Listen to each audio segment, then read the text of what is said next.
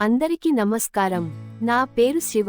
మీరు వినబోతున్న కథ పేరు ఏం మాయో ఏం మంత్రామో. 24వ భాగం. ఈ కథ రచయిత్రి లక్ష్మి వెంకటేష్. ఆమె కలం పేరు యష్దేవ్. గురువారం సాయంత్రం సాచి చెప్పినట్టు అప్పుడే ల్యాండ్ అయినా అతను సమర్ ఆ టైములో కూడా వర్క్లోనే ఉంటాడు అని తెలిసి డిస్టర్బ్ చేయకుండా ఇంటికి వెళ్ళిపోయాడు. అతను ఇంటికి వెళ్లేసరికి అప్పుడే తమ పనులు పూర్తి చేసుకొని వచ్చిన రాథోడ్ గారు మనోజ్ గారు ఎంట్రెన్స్ లోనే కనిపిస్తారు. రాజమహల్ కి ఏమాత్రం తీసుకోని ఆ ఇంటిని ఎంతో ప్రేమగా ఎన్ని తరాలు అయినా అక్కడ ఉండేందుకు వీలుగా ప్రతి రూమ్ అత్యాధునికంగా కట్టించుకున్నారు రాథోడ్ గారు ఆ రోజుల్లోనే. ఆ ఇంట్లోనే తను పుట్టిన ఆయన ఆ ఇంటి మూలాలు మార్చకపోయినా చాలా మార్చి నేటి తరం వారికి ఒక రాజమహల్ నే సిద్ధం చేశారు. గార్డెన్లో ప్రశాంతంగా వీస్తున్న గాలికి కళ్ళు మూసి తెరిచి చిన్నగా నడుస్తూ వెళ్తున్నాడు సాచి.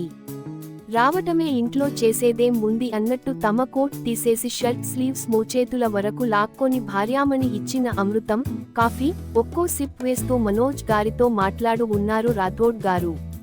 ఇంచుమించు అదే గేటప్లో లాన్లోని చైర్లో కూర్చొని ఆ మాటలు వింటూ మార్పులు చెప్తున్న మనోజ్ గారి చూపు రాథోడ్ గారి వెనకగా లగేజ్తో వస్తున్న సవ్యసాచి మీద పడింది. మనోజ్ గారి వైపు తిరిగి వీపు సాచి వైపుగా ఉన్న రాథోడ్ గారికి సాచి వచ్చినట్టు తెలియదు కానీ ఏదో ఆత్మీయత కలుగుతుంటే క్షణం మౌనం అయిపోతారు. వెనక నుండి తండ్రి భుజాలు చుట్టేసి ఆయన భుజం మీద తల వాల్చి గట్టిగా హత్తుకున్నాడు సవ్య. సాచి కొడుకు స్పర్శకి రాథోడ్ గారి కళ్లల్లో చిరు తడి నిలిస్తే వేగంగా వెనక్కి తిరిగి కొడుకుని తన బహువుల్లో బంధించి చిన్న పిల్లాడిలా కన్నీళ్లు పెట్టుకున్నారు ఆయన. చిన్నగా తండ్రి వెన్ను నిమురుతూ లేచి నిల్చున్న మనోజ్ గారికి చిరునవ్వునే పలకరింపుగా ఇచ్చాడు సాచి.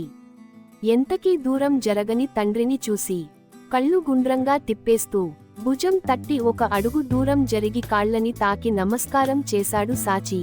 ఏంటిది డాడ్ చిన్నపిల్లాడిలా అంటూనే పక్కనున్న మనోజ్ గారిని కూడా పలకరించాడు సాచి. నువ్వు మీ నాన్నతో గొడవ పెట్టుకొని వెళ్లిన దగ్గర నుండి వాడు చాలా నలిగిపోయాడు సాచి. నా కొడుకుని వాడి డ్రీమ్ ఇంపార్టెంట్ అని గర్వపడాలా? ఆ డ్రీమ్ కోసం కన్న తల్లిదండ్రులని వదిలి వెళ్లినందుకు బాధపడాలా అని చాలా సంఘర్షణకి లోనయ్యాడు. ఎలాగో ఈ బిజినెస్ లో ముంచి కాస్త మరిపించాను కానీ కన్న కొడుకు కన్నా ఎక్కువ కాదుగా ఈ బిజినెస్. సాచి భుజం చుట్టూ చెయ్యేసి అన్నేళ్లు తన బావ ఎంత మానసిక సంఘర్షణ అనుభవించాడో చెప్తున్నారు ఆయన. ఆయన మాటకి ఇన్నాళ్లు తండ్రిని మిస్ అయినా బయటకి చూపించని ఫీలింగ్ ఇప్పుడు తండ్రి స్పర్శ మామ మాటల్లో తండ్రి క్షోభ తెలుసుకున్న సాచి తండ్రికి దూరం ఉండలేక చుట్టేశాడు తడి కన్నులతో. ఈసారి సాచిని ఓదార్చటం రాథోడ్ గారి వంతు అయింది. కాని ఇప్పుడు కొడుకు ఎంతో గొప్ప స్థాయికి వెళ్లి కూడా తన కోసం వెనక్కి వచ్చేశాడు అని తెలిసి ఆ తండ్రి మనసుకి ఇంకే దిగులు లేదు. అలా కాదు సాచి, మన సంస్థని విస్తరిద్దాం. నీ ఇంట్రెస్ట్ ని బట్టి ముందుకు వెళ్దాం. నాసా నే బెస్ట్ కాదు, ఇస్రో కూడా అందుకు తక్కువ కాదు. మన సంస్థ ఇస్రోతో డీలర్షిప్ చేసేలా నేను చేస్తాను. నీ రీసెర్చ్ పూర్తి చేసి కావాల్సిన వాటి కోసం నువ్వు పోరాడు. ఏదైతే నీ దగ్గర ఉన్న ఐడియాని కొట్టేయలేక నిన్ను వెళ్ళగొట్టారో అదే ఐడియాతో నువ్వు ఎదగడం వాళ్ళు చూడాలి. ఈ రాథోడ్ కొడుకు తలుచుకుంటే కానిది అంటూ ఏం లేదని ప్రపంచానికి తెలియచేస్తాను. గట్టిగా చెప్పిన తండ్రి మాటకి ఆయన్ని హత్తుకున్నాడు సాచి. వారి మాటలు ఇంకో గంట కాలం ఈజీగా గడిచిపోయింది. ఆఫీస్లో కొన్ని మన కంట్రోల్లో లేవు నాన్న. వాటి కోసం నేను నార్మల్ ఎంప్లాయీగానే వెళ్తాను. అన్ని తెలుసుకుంటాను. అలాగే నా రీసెర్చ్ కోసం కాస్త హెల్ప్ అవసరం, అందుకోసం చూస్తున్నాను.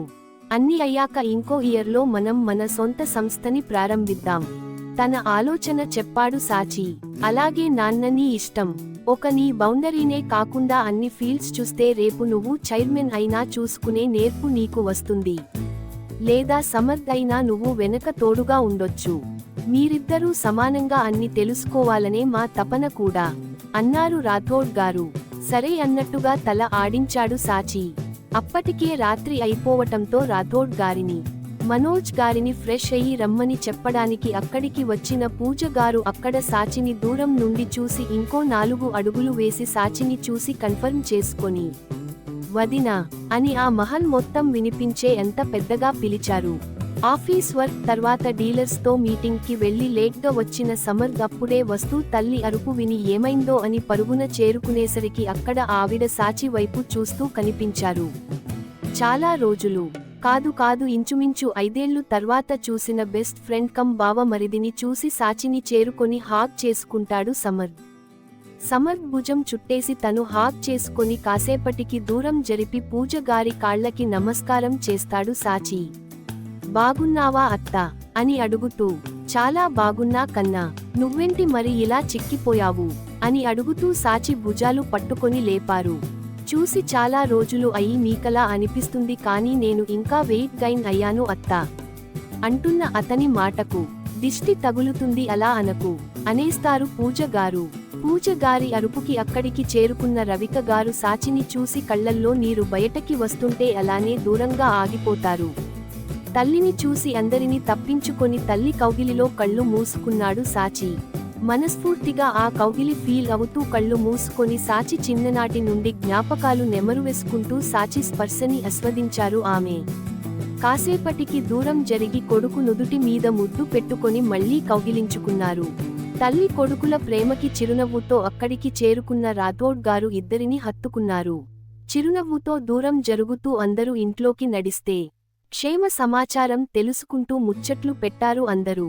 కొడుకు ఆకలి తెలుస్తున్నా కొడుకుతో కాసేపు గడపమని మనసు పోరు పెడుతుంటే నవ్వుతూ ఆకలి తీర్చే బాధ్యత పూజ గారు తీసుకుంటూ రవిక గారిని సాచి పక్కనే కూర్చోబెట్టారు.